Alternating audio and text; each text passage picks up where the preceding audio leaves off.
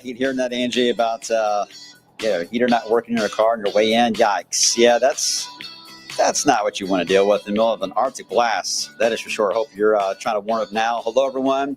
I'm wave meteorologist Brian Good. Welcome to, I know it's an early edition of SnowTALK. I am in working for Tawana this week, so the SnowTALK probably will be a little earlier since I have all night to kind of put together some thoughts and talk to you guys in the morning hours. May not be this early, but it'll be close.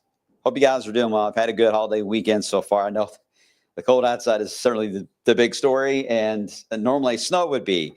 There's not much snow to talk about, but, just put that to the side. It's just this frigid air we've got to get through first, right? And then we'll have a chance to try to thaw out. My whole body's been frozen this morning, it seems like. Okay, as always, before we get to all that, let's do the snowboard first and see where we stand on our chances. Now, relatively quiet week. A couple things here. We got the flurries coming into play tomorrow morning, maybe even before this time tomorrow. We should have some flurries flying around, but it looks very, very light, so I'm not concerned about that. This system, the Clipper snow, boy, that evolved, right? It was for a while a southern wave that we were watching potential of, but we didn't show any actual models of what was potentially going to happen because it was one of those things internally we all discussed, like something just seems really off about all this. So it was an interesting setup, but we just didn't want to bite. So we held off. Glad we did, because now it's looking more like a Clipper type of snow setup, which is much lighter to deal with, but still can be a little sneaky. So mainly on timing. And then we've got the weekend setup, which is featuring really all types kind of get into play. If there's any one type that looks to take the lead, I would say rain will likely become a little more of the dominant one, but I'll show you why it's complex here in just a few moments. All right, let's get to it. You know it's coming. Everyone brace yourselves. Stay warm. If you're watching in a warm, cozy environment in your office or in your bed still in your PJs, you may not want to get outside because it looks like a sunrise you would see over into the Arctic, right? Current temperature in Louisville, 6. That is the coldest we've been so far this young year and season. 1 below 0 right now into Salem. Track some of the numbers so far. Looks like the coldest is about 4 below 0. That's going to be around, around LaRue County, 4 below 0. Marion County dropped to 3 below 0. And Shelby County, 2 below 0. Angela, saw your post about Spencer County right at 0. So there you go. Very, very cold. Again, Louisville at 6. Wind chills this morning have been brutal. The coldest I've seen Louisville is about 8 below 0. We're very close to that still. It's 7 below, 10 below in North Vernon, 13 below 0 in Cincinnati at the moment. Even in Columbia at 6 below 0. That's where you got to be careful, guys. You have exposed skin for, especially over a 30-minute window in this kind of a setup, you can get frostbite. So I'm glad there are not a lot of schools in session and a lot of folks out and about. Some are out. I get it. I have no choice, but you got to keep that exposed skin covered. It's crucial on that. I wish I could say we were done with this. We're not. We're going to have one little period here tomorrow morning of an ease in this frigid air, but before it does settle back in over us for the middle of the week. And then perhaps some improvements. We'll get to that coming up here in just a second. All right, let's get right into the radar. Radar's quiet. The snow we had yesterday, it was pretty snow, and everyone got a lot out of it. Louisville, technically about a half inch, I believe, close to that. Those of you in central Kentucky around the parkways got some of the higher totals of about 2.5 was common in several areas. And that's consequently ends up being 2, where some of the coldest of numbers have been this morning on temperature, kind of lines up there. All right, so the wider view shows that we're going to stay quiet today. A lot of sun. Now, we're going to get some clouds that are going to be high-level clouds that will stream in today. This is 2 pieces to the winter storm that's going to be developing from Houston all the way to the Panhandle of Florida. This first piece will split, though. One will dive down to help induce the low pressure that will become the main storm, and the other piece will break free and head a little more toward the Ohio River Valley, allowing for us to get some of those flurries as we head into tomorrow morning. But majority of this system is going to be on the Gulf Coast, and a lot of it will steal a lot of the moisture from mid-north as well. So that's why I'm not too worried about anything this far north to be on the significant side.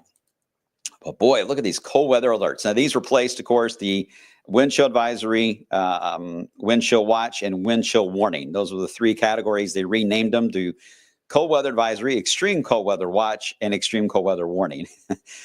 So either way, cold. All right, that's what it stands for.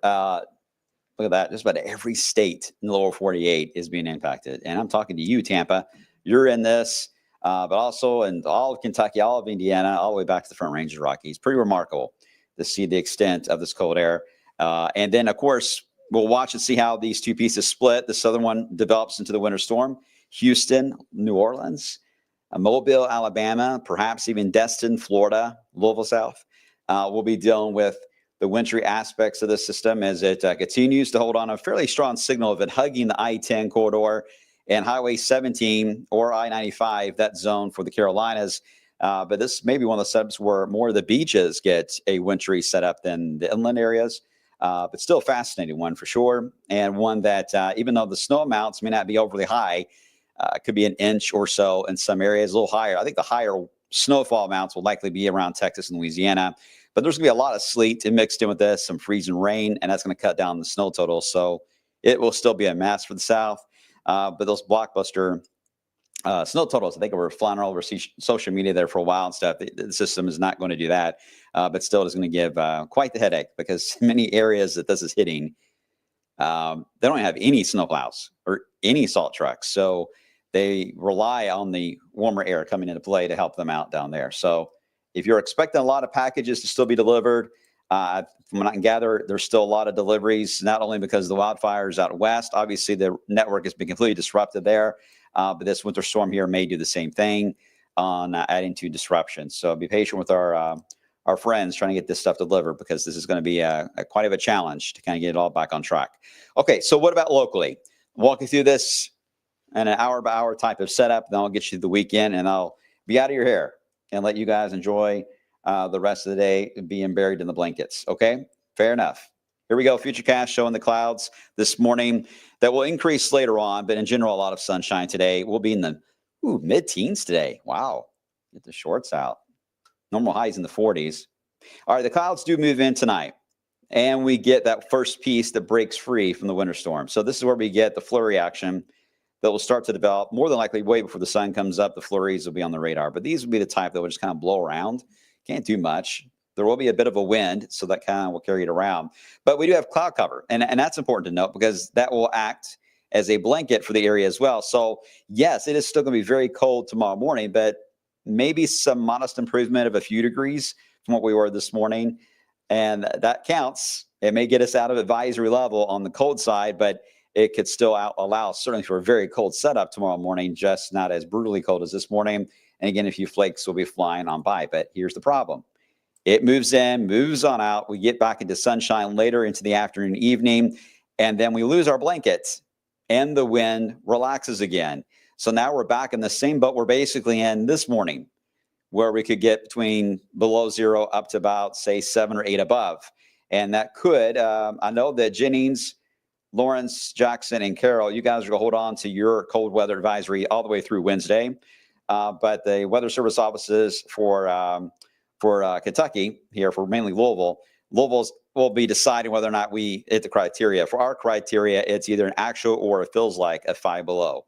Don't see the actual getting to 5 below. That may be a tougher feat, but the wind chill certainly could. So we could have advisories come out for Wednesday morning for those getting the kids and yourselves ready for school and work the next few mornings. Be aware that we really don't see us getting out of this deep freeze until Thursday. And at that point, that's when we have the clipper that will begin to move in. And temperatures will have a chance to get a little bit more reasonable, right? Well into the 20s to lower 30s. So this one will have at least some potential and wiggle room here to work with on the snowfall side. If we can keep the temperatures in that range, upper 20s, lower 30s, then salt will work. And in some cases, if it's a daylight snowfall, it'll be a little more of a challenge too and causing big problems. So timing's everything with this, and it's all over the place. We need high res to see this. We're not going to get high res in this system until sometime Tuesday night or Wednesday morning. So it's going to be some time. But it looks light, but could it put down a light accumulation? Absolutely. That is on the table. But where and when and all that, it's still going to be worked out. It's got its limits. It's a clipper. I mean, it's going to be moving in, it's going to be moving out. But right now, if there's any chance for snowfall and all the items I listed on the snow board, this is the one that has the better potential of all of them. And even then, it's not a huge setup. Let me show you a different way of looking at this. This is looking at the GFS ensembles, but in a different way. I usually show you maps, but this is looking at a time frame of going through the whole week into the weekend. This is your precip type on the left. Notice the clipper there. It's got blue indicating that's confidence is high. That's going to be snow. Then you get into the weekend wave, which I haven't fully showed you yet, and I will. But it's uncertain on whether or not it's going to be something wintry at the beginning. It likes the idea that it's going to become predominantly rain, the green, as the predominant type for the system for the weekend. But it's a little iffy on how that will be entered into. So we'll watch that and see how it plays out. On the right are mounts and snowfall potential amounts. You see with the clipper, majority of its members are under an inch.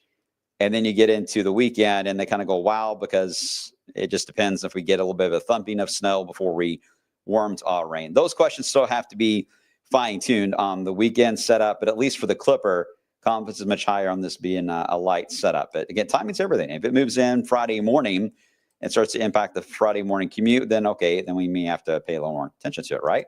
Here's the matrix. You guys love this from the Euro ensembles. Here's the clipper. Yeah, they're not all filled in, but they are all gray. So that indicates a light snow. And as we evolve into the weekend, yeah, it's kind of all over the place. It doesn't know what to really do. And even to the following week into February, yeah, it's still a little bit wonky on that idea. So we're going to have to go slow with the long-term stuff here, guys. Let me show you at least where we stand now. This is the first time I've been showing actual maps of Futurecast in a long-term in over a week. But you get the idea. For the weekend, there will be a chance to get perhaps of that rain, snow mixture at the beginning of it. Whether it's Saturday night or Sunday morning, I don't know yet. You're going to have to check back in often on any weekend plans. I just don't have enough data yet to know if it's going to be the buffer on this, and the margin of error is more than 12 to 18 hours. That's way too much. So I'm not going to get too detailed on that. Just know it's a system we'll watch. There are hints of another one, as you see here, as we head into early next week, about a week from today. Rain snow lines like right on us with this one. Yeah, it's something to watch.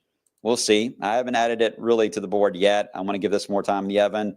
But what you will notice when you look at this pattern, though, from the Euro, is notice where the angle of attack now from these cold blasts, how it's shaping up. It's aiming much more at an angle over the Northeast, New England, into the Great Lakes. It's a little more of an attack on the northeast corner of the country, kind of how we started this whole thing off at the very beginning of the winter season.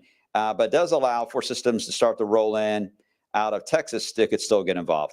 This, I think, yes, has a better chance to feature rain in the outlook, but this is also a bad scenario because it could lead to overrunning setups into February, which you can get a little more of the mixed precip. So I don't have a ton of data. I don't want to get too specific yet, but from what I've looked at so far, my initial thoughts and gut feeling is that we'll have much more of a setup of mixed events for February, where we will get rain probably involved in every system, but there will also be a chance to get snow and ice also get involved in these systems as we move into February. That's the current thought process. We'll see.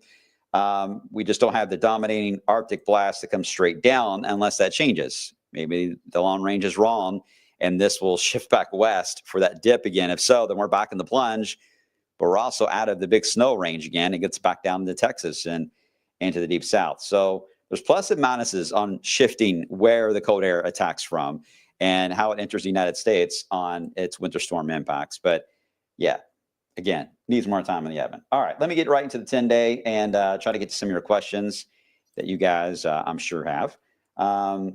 Here's where we stand now. Again, teens for the couple of days. We'll ease a bit on the thermometer tonight just because of the clouds, and then we'll just tank us again tomorrow night into early Wednesday, and then we'll try to thaw out a bit, and we'll see what happens with this clipper Thursday into Friday.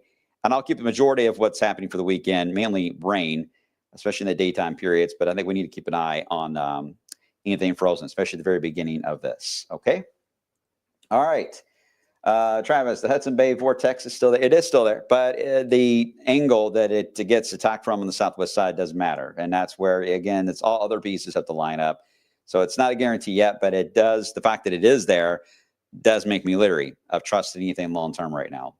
We've been teased a couple of times with some of the long ranges trying to reverse this and try to warm us up, only to slam us back down in the Arctic blast. So That's why we got to take this extra slow this time around, guys. Confidence is not as high. I wish it was, but it's unfortunately not how we're trending this year for winter.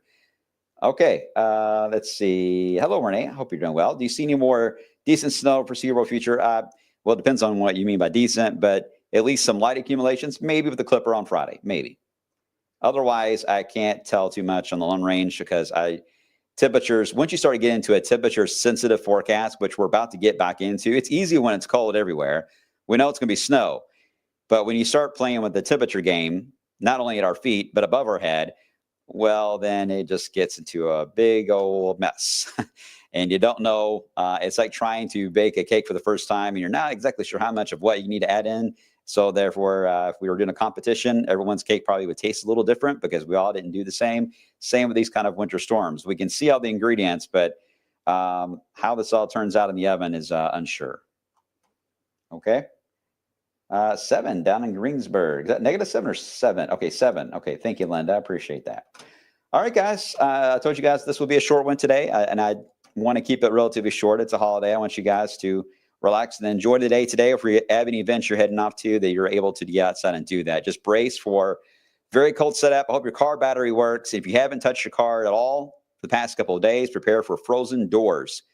It's been another theme that I've noticed this morning. All right. I'll see you guys on the flip side. We do have, of course, the inauguration today. So we will have our next newscast today will be at 4 o'clock today. Ryan Hoke will be here to guide you through that. All right, guys. Take care. I'll see you on the flip side.